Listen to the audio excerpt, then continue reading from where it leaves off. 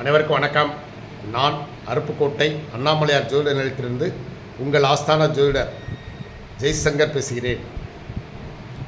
இன்றைக்கி என்ன பார்க்க போகிறோம் அப்படின்னா, நீசபங்க ராஜயோகம் ஒருவருக்கு, ஒரு ஜாதகருக்கு எப்படி கிடைக்குது அப்படின்னா, முதல்ல ஒரு நீசம் ஆகிறதுனா எப்படின்னு தெரிஞ்சுக்கோங்க.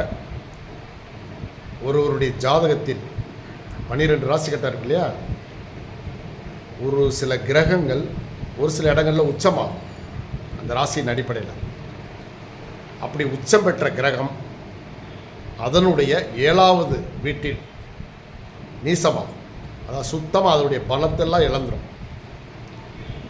இப்போ பாவி கிரகங்களான செவ்வாய், சனி, ராகு, கேது இவைகள் நீசமடைந்தால் யோகம்.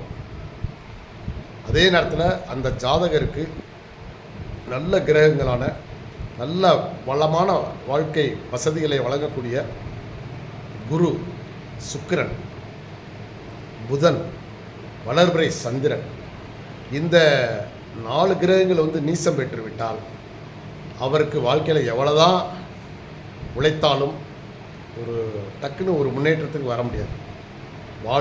வாழ்நாள் முழுவதும் அவர் உழைச்சிக்கிட்டே இருக்கணும். அப்போ தான் அவருக்கு வருமானம் கிடைக்கும். அந்த மாதிரி சில கிரகங்கள் நீசம், நல்ல கிரகங்கள் நீசம் பெறக்கூடாது. பாவி கிரகங்கள் நீசம் பெறலாம். சரி, இப்போ நீசம் அடைந்த கிரகம் ஒரு சில விதிவிலக்குகளின் அடிப்படையில் அது உங்களுக்கு ராஜயோகத்தை வழங்கும். அது என்னங்கிறத இப்போ நம்ம பார்த்துருவோம். சரிங்களா? இப்போது ஒரு நீசம் பெற்ற கிரகம் இன்னொரு நீசம் பெற்ற கிரகம் அதனுடைய பார்வையில் பார்த்துச்சுன்னா அது நீசபங்க ராஜயோகம். சரி, அதே போல் நீசம் பெற்ற கிரகம் ஒரு உச்சம் அடைந்துள்ள ஒரு கிரகத்தோட சேர்ந்துருக்கு அப்படி என்றால், ஒரு கிரகத்தில் ஒரு ராசி கட்டத்தில் இன்னொரு கிரகம் உச்சமாக இருக்குது. அதே இடம் இந்த கிரகத்துக்கு நீசம்னு வச்சுக்கோங்களேன், அப்பவும் நீசபங்க ராஜயோகம் கிடைக்கும். நீசம் பெற்ற கிரகம் பரிவர்த்தனை அடைந்தால் அதுவும் நீசபங்க ராஜயோகம். அதே போல் அந்த நீசம் பெற்ற கிரகம் உங்களுடைய லக்னத்திற்கு சுபராக இருந்து, யோகராக இருந்து, அதை இன்னொரு சுபக்கிரகம் பார்த்தால் அப்பவும் நீசபங்க ராஜயோகம். சும்மா அப்படியே வசதிகளை அள்ளி வழங்கும் ராஜயோகம். நீசம் பெற்ற கிரகம் உங்களுக்கு ராஜயோகத்தை கொடுக்கக்கூடிய ஒரு வசதி, ஒரு அமைப்பில் இருந்தால் அந்த ஜாதகர் மலன்னு தொட்டதெல்லாம் வெற்றி தான். அந்த மாதிரியெல்லாம் கொடுக்கும். நீசம் பெற்ற கிரகம் வக்கரம் அடைந்து விட்டால் அது நீசபங்கம் ஆயிரும். அந்த நீசம் பங்கம் ஆயிரும். ஸோ அது முழு பலத்துடன் உங்களுக்கு கொடுக்க வேண்டிய வசதியில் கொடுக்கும்.